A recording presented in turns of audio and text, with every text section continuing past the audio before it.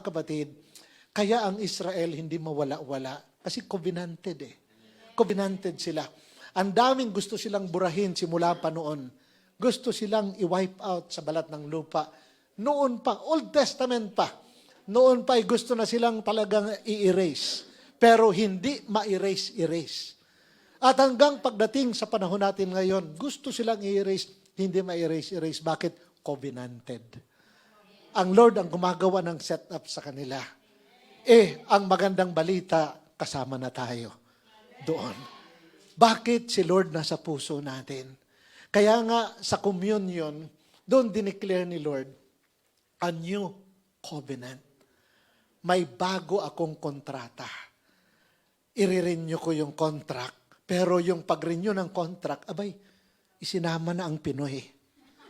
Isinama pa yung ibang lahi. Basta may Jesus sa puso, kasama na. Kaya kasama tayo, mga kapatid. Yun ang sabi ni Lord, new covenant.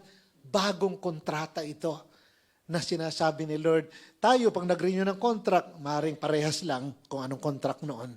Pero si Lord, bago. Bakit? Hindi kasi magawa maging ng mga Israelite yung mga requirements. Kaya si Lord na ang gumawa at isinama pa tayo.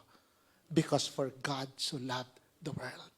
Hindi na lang Israel, dinamay na pati tayo. Basta magtiwala lang sa Kanya.